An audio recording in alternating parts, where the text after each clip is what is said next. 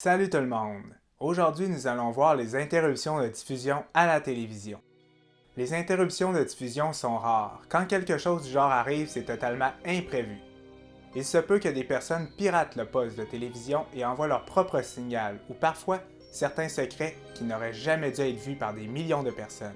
Tout ça peut sembler fou, mais c'est arrivé plusieurs fois dans l'histoire de la télédiffusion. Nous allons voir ensemble les meilleurs exemples d'interruptions de diffusion qui ont été utilisés pour véhiculer des messages étranges. L'incident de Wyoming a été un message qui a été vu par plus de 2 millions d'individus.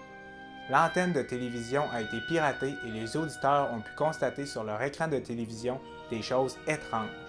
Dans les 6 dernières minutes où l'antenne a été piratée, le spectateur pouvait apercevoir des symboles ainsi que des écritures étranges qui disaient « Nous vous attendons à votre porte. Vous êtes malade et nous voulons seulement vous fixer. Que cache votre esprit? » Et même, à la fin du message, la voix disait « Nous avons déjà vu cela. » Qu'est-ce qui est le plus étrange, c'est qu'à la fin du message, certaines personnes ont réagi et ont commencé véritablement à être malades. Certains ont commencé à vomir et d'autres sont même allés jusqu'à l'hôpital.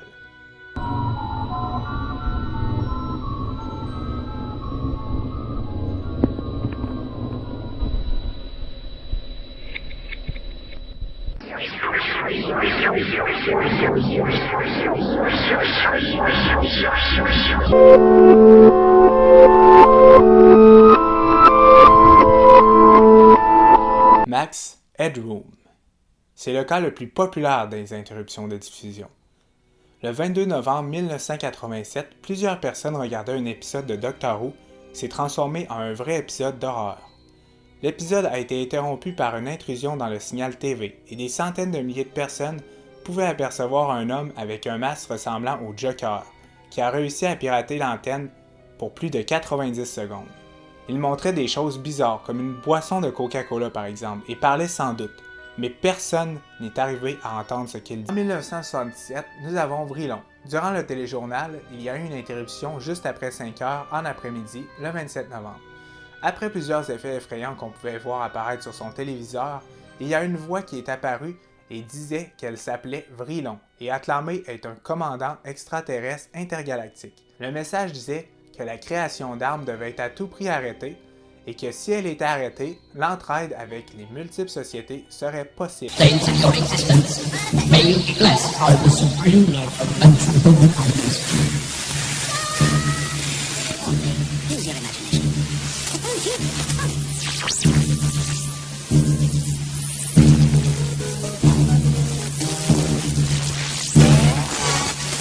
Playboy. Pour vous expliquer c'est quoi Playboy, je vais seulement vous dire un indice. C'est un show qui joue la nuit. Je crois que j'ai pas besoin de vous en dire plus. En tout cas, le 6 septembre, une personne inconnue a interrompu un programme pour jouer une sorte de publicité qui semblait être un message codé pour inviter les téléspectateurs à regarder ce show de la nuit qui venait tout juste de débuter. On a une belle campagne publicitaire ici. Check local listings for your time zone, because you won't want to miss a night with the Playboy channel in its prime.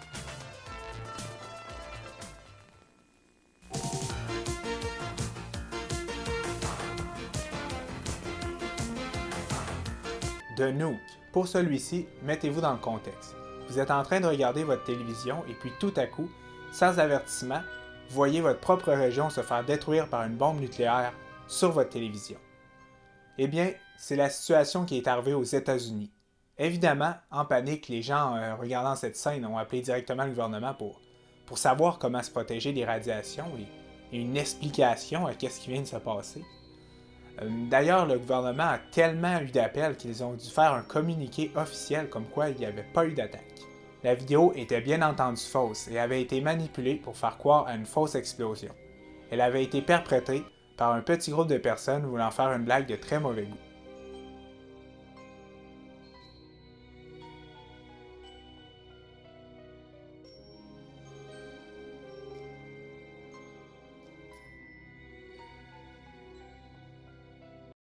La Russie. Il y a eu quelques problèmes durant un programme de politique américaine ayant comme sujet la sécurité informatique.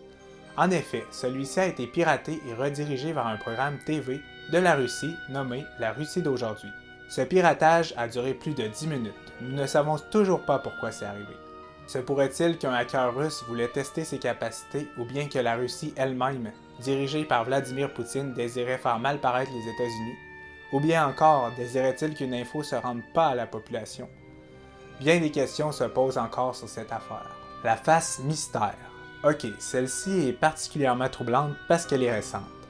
En 2017, la chaîne de télévision ABC a montré quelque chose de vraiment étrange. Venue de nulle part, une vieille femme et une jeune femme en noir et blanc sont arrivées à l'écran pour quelques secondes. Personne ne savait vraiment qui étaient ces deux personnes. ABC a dit que c'était simplement une image égarée du visage d'Oprah qui s'était retrouvée au mauvais endroit dans le programme.